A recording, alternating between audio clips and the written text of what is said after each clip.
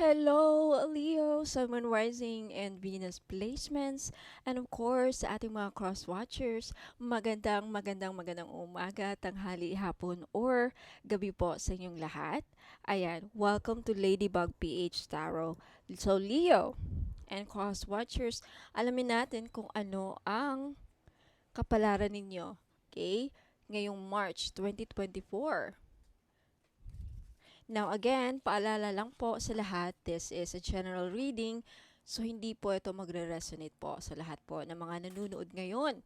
So kunin nyo lang yung kung saan kayo nagre-resonate at iwan yung hindi. Okay? Leo, Sun, Moon, Rising, and Venus placements. Anong nag-aantay sa inyo this buwan ng Marso? Anong mga maaasahan ninyo?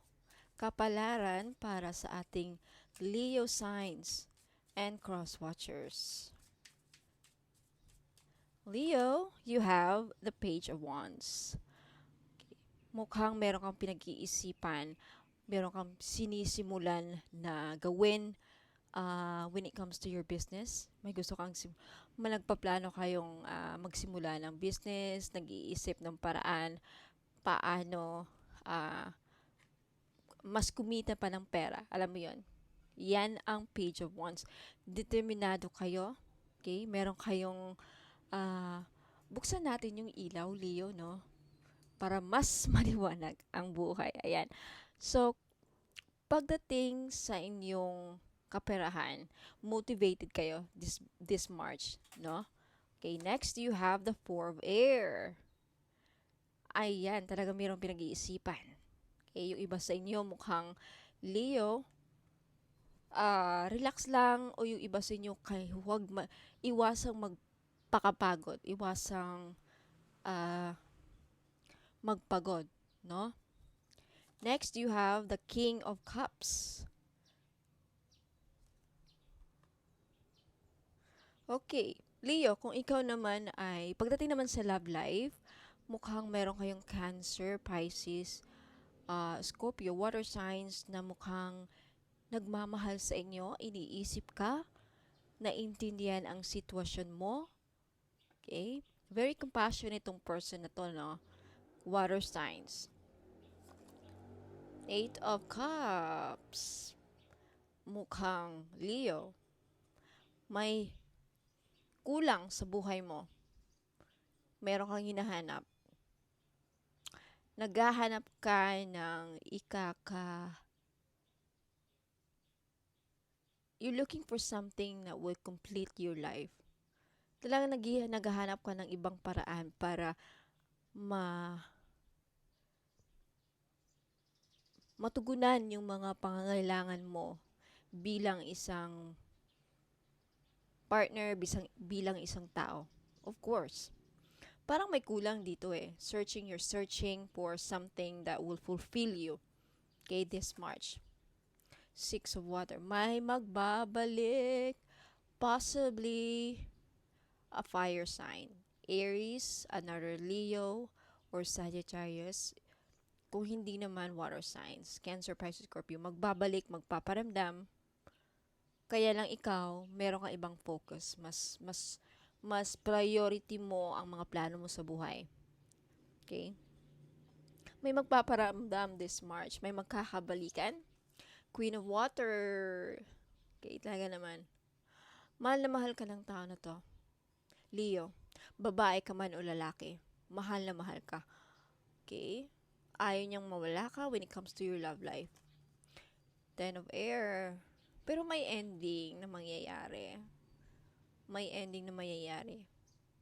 May freedom.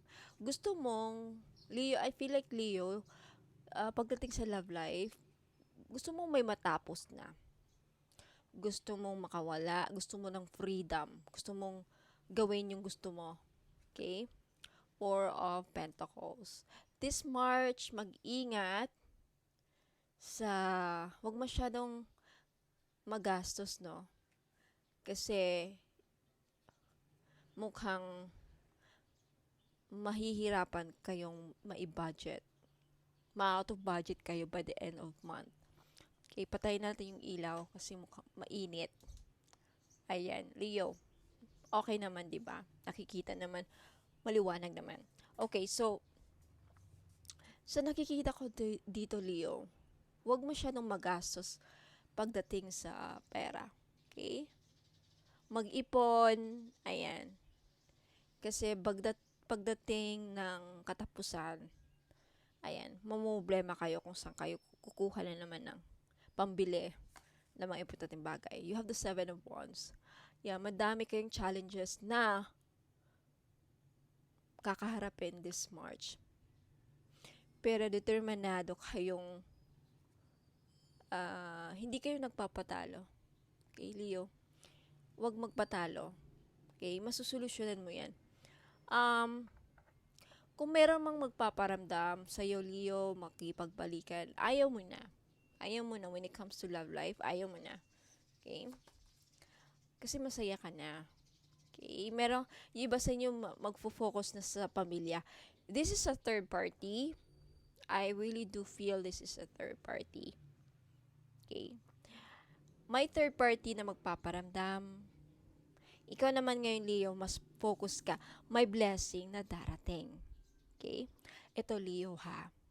Kung magfo-focus ka sa family mo, sa sariling pamilya mo, may blessings na darating. May reward sa iyo ang heaven. Kaya wag mo patulan ang mga third party. Okay? Wag iwanan mo na yung mga third party. Kasi yan ang nagdadala ng kamalasan sa buhay mo. Okay? Panindigan mo yung pinakasalan ninyo dinala nyo sa altar. Kasi yan, may basbas yan ng simbahan, basbas na yan ng God. Okay? So, ayan, panindigan ninyo yung family ninyo, yung mga anak ninyo. Okay? Wag, nakikita ko dito kasi ginagabayan ka ng angel. May pagtatapos talaga. Magdi-decide ka na tatapusin mo na yung third party at magpo-focus ka. Once na magawa mo yan, may blessings na papasok. You have the Strength card. Yeah. Perseverance. Pagpupursige. Okay? May kaakibat na pagpupursige. Leo! Oh my goodness. 10 of Pentacles. Prosperity, financial security. Ayan. Fulfillment. Talaga naman. Mayroon kang makakamtang kasaganahan. You are being guided and protected by your angels. Kasi ayaw niya mawala ka sa landas. Kasi when it comes to your love and relationships, sa love life naman, talagang may makipagbalikan sa'yo. Ngayon, temptation yan. Temptation yan ng mga devil, temptation yan para masira yung binuo mong pamilya. Kawawa yung mag-ina mo, mag-ama mo, na isipin mo, alam mo, andito yung mga angels na gumagabay sa'yo, Leo. Kaya, once na gagawa ka ng tama, pag ginawa mo yung tama, alam mo anong ibibigay sa'yo ng Panginoon? Blessings. Blessings and prosperity. Tandaan mo yan. Fulfillment and happiness. Okay? Ayan. What else? Anong nag-aabang? Kukuha tayo ng Oracle. Okay? Maniwala ka, wag believe in yourself. Kung meron kang gustong gawin, simulan with a dreamer, proyekto, project, business. Okay? This is a beginning of changes in your life. Magbabagong landas ng buhay mo, Leo. Okay? You have new life. Talaga naman. Magbabago ang buhay ng ating mga Leo. New life. There's a new life waiting for you, Leo. That is full of blessings, full of happiness, prosperity, financial security. Oh, 'di ba? Happiness. What else? Not for you. Yung third party is not for you. What's not for you will not be for you. Okay? Kung ano man yung, ano lang yan eh, panandali. Leg up. Alam mo yung leg up. May tutulong sa'yo. May tutulong sa'yo. Okay? May tutulong sa'yo na i-push ka papunta sa destiny mo. Sa dapat na patutunguhan mo. And saan yan, Leo? Ayan o, ginagamayan ka ng iyong guardian angels para mapunta ka sa tingnan nyo naman, magician, manifestation, empowerment. I know, you are prepared, you are ready. Sabi ng guardian angels mo, you're ready to accept the blessings. You are ready, you deserve this. Okay? Paalala lang again, mag-focus ka sa family mo. Okay? Mag-focus ka sa family mo. Kung may third party, sa mga may third party, iwanan nyo na yung mga third party. Kawawa yung mga anak ninyo, mga asawa ninyo, husband or wife, babae ka man o lalaki, iwanan nyo na yung third party.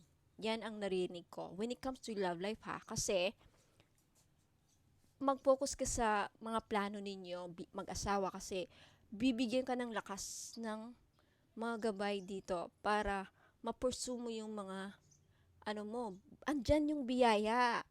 Andito yung blessings, Leo. Kaya lang, dapat ka talagang gumawa ng tama. Once gumawa ka ng tama, challenge, isa yan sa mga challenges mo. Isa sa mga malaking challenges mo, Leo, is yung i-entertain mo pa yung third party. Temptation yan eh. Temptation yan. And aside from that, makakaipon ka ng pera. May tutulong sa'yo. Paano? Sino? Ang Diyos. Paano ang Diyos tutulong sa atin? The way that God help us is through people. They will send us people in our lives. Okay? Ayan. Oh my goodness. I love your reading. Okay? Ano man yung mga pinapangarap mo, Leo, in the future, matutupad mo yan. Makukuha mo yan. Makukuha mo. Kaya, simulan mo na ngayon. Gawin mo na. Gawin mo na tama. Mag-focus ka. Huwag ka masyadong mag-isip-isip. Huwag kang, kung meron man magkikipagbalikan. If ever man na problema mo naman na hindi kayo magkabalikan ng family mo, asawa mo, or husband mo, magkakabalikan kayo. Okay? This March or April, basta March, April, and May. Yun ang kikita ko. Okay? And dyan na magsisimula yung papasok yung blessings, yung swerte, yung prosperity. Oh my goodness. O, diba? Ang ganda. O, kuha tayo ng mga mensahe. Mensahe galing sa mga guardian angels. Okay.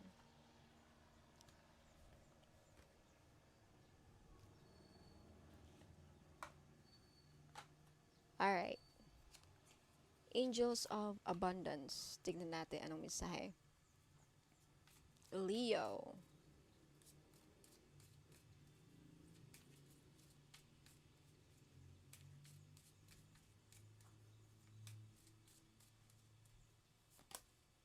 Attracting, not chasing. Ayan, huwag kang maghabol.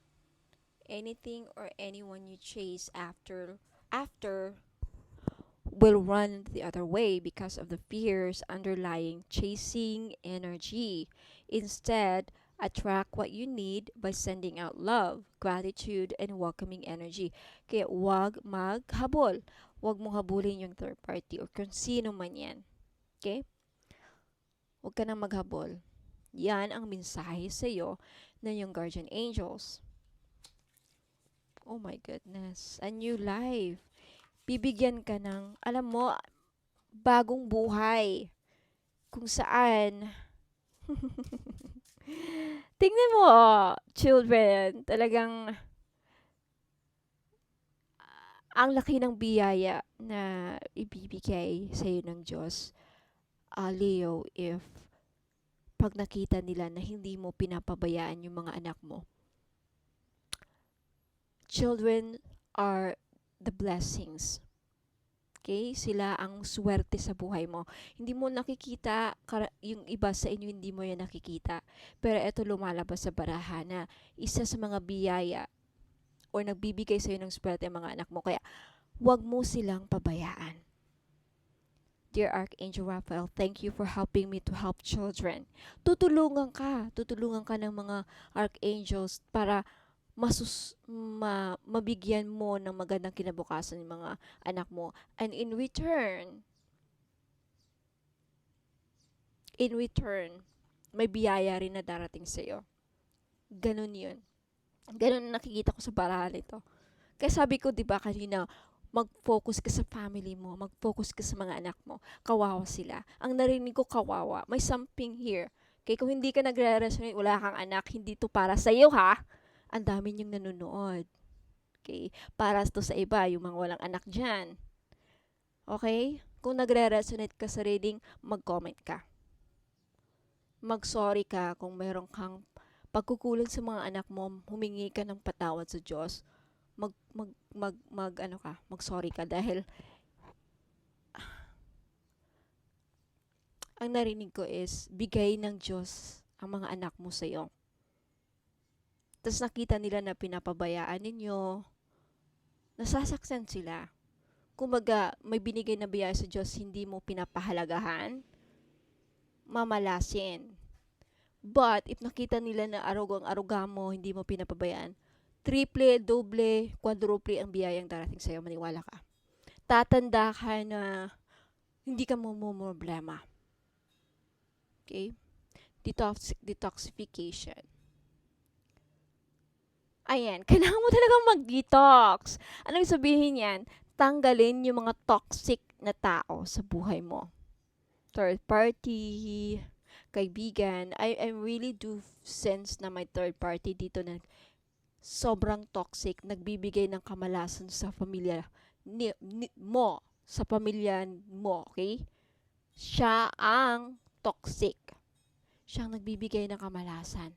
Detox na. Okay? Alisin na yung third party na yan. Talaga. Para sa ikakaginhawa ng family mo. Malas yan eh. Malas yung mga ganyan. Okay? Yan nakikita ko sa baraha talaga. Okay? Yan ang narinig ko din. Sinasabi sa akin, binubulong, na ang third party nagbibigay ng malas sa family mo. Although may binibigay na panandali ang saya, yan, temptation yan eh. Honor and trust your feelings. Ayan sabi dito, thank you Archangel Michael for supporting, guiding, and protecting me as I listen to and act upon my feelings. Help me understand and express my emotions with love. Pinoprotektahan ka, ginaguide ka, at talagang sinusuportahan ka ng mga guardian angels mo. So makinig ka dito, makinig ka sa akin kasi ito ang lumalabas sa baraha. Ito ay gabay, sobrang gabay ang talagang binibigay sa'yo, Leo. Hay nako. Ewan ko na lang kung hindi ka makikinig. Magsisisi yung iba sa inyo magsisisi Okay? Sana nakinig ako kay Madam Angel nung sinabi niya na kasi talaga may biyayang darating, hindi mo lang nakikita. Ayaw mo nun, tatanda ka na wala kang problemahin, secured ka financially kasi may biyayang nag-aantay sa'yo. Reward yan. Serena, I am the angel of abundance. Nakita niyo yan, Leo? Ayan na si Angel Serena. Siya ang angel of abundance. Biyayaan ka ni Angel Serena. Okay? You will receive the money that you need. And God is in charge of how that will happen. Have faith. Diba? Sabi ko na nga ba eh. Ayaw maniwala sa akin eh. Diba, sinabi ko na kanina earlier, financial security. Blessings yan. Ang laki ng blessings na darating sa'yo, Leo. Oh my God. Leo, sinasabi ko sa'yo, kasi, alam mo, natatakot ako sa iba na hindi babaliwalain to after many months. Mamaya pag nagparamdam na naman yung third party, mawawala kayo sa katinuan. Kasi matitempt kayo. Wala na. Mawawala yung chance na makukuha or maibibigay sa inyo yung financial security, blessings, and abundance na nakalaan para sa inyo, Leo. Tinitest kayo ni God. Tinitest kayo ng tadhana kung gaano kayo ka-faithful sa mga asawa ninyo at sa mga husband ninyo. Pag yan, hindi na-tempt kayo sa mga third party, wala. Kamalasan ang darating sa inyo. Problema. Gusto nyo yan. Or, kung gawin nyo yung tama, mag-focus kayo sa family mo, asawa mo, kahit ngayon naghihirap kayo, hayaan nyo. Kasi in the end, papunta kayo sa abundance, okay? Si God ang bahala daw kung paano mo makukuha yan, Leo. Oh my goodness, Leo. So, last message. Ay nako, Leo. Ay nako. Di mo alam kung ano nag-aantay sa inyo. Okay, ako, manghuhula ako, obviously. Diba? Kaya alam ko, kaya sinasabi ko pa ngayon pa lang, makinig kayo sa akin. Di nyo alam kung ano nag-aantay sa inyo pagtanda nyo, pagdating nyo ng 70 plus. Ay, masasabi, eto, new life. Masashock kayo. Alam nyo, gugunitain nyo na lang pagdating nyo doon, pagtandaan nyo, sasabihin nyo, hindi ko akalain na ganitong magiging buhay ko. Para kayo magiging, alam niyo yung buhay ni Manny Pacquiao. O diba, sino mag-aakala na si Manny Pacquiao magiging bilyonaryo? Ganyan ang nakikita kong tadhana nag-aantay sa inyo. Kaya makinig kayo sa akin. Alright, last message. 26, 31, and 8. Successful. Alright. So, Leo, alam mo, with this 26, sabi dito, you have a desire to succeed and will feel most accomplished when your work benefits others. Your intuitive awareness of what people want allows you to come up with innovative solutions to meet their needs. So, talagang with a page of fire, kagaya ng sinabi ko kanina, talagang porsigido kang maging successful and you will succeed. Okay? Talagang kung magpupursigi ka at disiplinado ka, talagang magiging successful ka, Leo. Okay? You have number 31. Your approach to life is an effective mix of both practicality and imagination. Your mind is steering with creative ideas and you have the organizational skills to manifest them to life. Lahat ng manifestations mo matutupad. Ang susi dyan, Leo, kailangan disiplinado ka. Okay? And of course, you have number 8. Your talent for setting and reaching goals is like no other. Oh, kakaiba ka talaga, Leo. Okay? Kakaiba ka kasi pusigido ka eh. Ang lakas ng energy na nahahatak ko sa iyo. Talagang may lahat ng bagay kaya mong gawin. Walang hindi mo kayang gawin. Hindi gawin. Alam mo yun? Like, you are self-sufficient and capable of achieving your ambitions. O, kaya mong maabot ang mga pangarap mo, Leo. By presenting the ebb and flow, the infinite loop loop of creation. I am successful.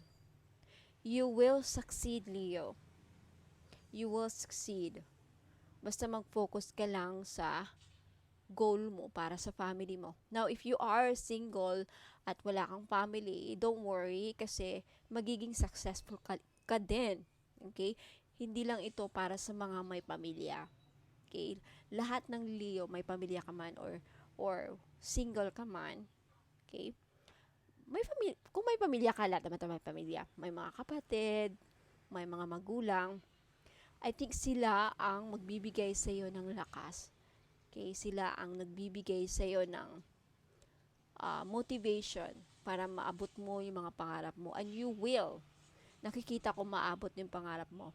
Leo talaga. So, Leo, bago ako magtatapos, gusto ko lang i-flex tong item. Sa mga interesado, this is panghatak ng mga blessings. One Fu symbol from China. Chinese symbol of good blessings, good fortune, happiness, ayan, protection as well. May libre siyang all-in-one red bracelet for only 290 pesos. Okay? Ayan. Medallion yan. Gold-plated yan. Non-tarnished. Okay? If you are interested to buy, take a screenshot and message me sa Facebook page, Ladybug PH. Okay? So, ayan. Leo, Sun, Moon, Rising, and Venus placements. Let me know if nagustuhan nyo yung reading. Claim all the good and positive messages na rinig nyo dito. Like this video and subscribe if hindi pa kayo nakapag-subscribe. And click on the notification bell para next time wala kayong ma-miss na mga uploads ko in the future. Leo, thank you so much, and I'll see you on the next one. God bless and good luck.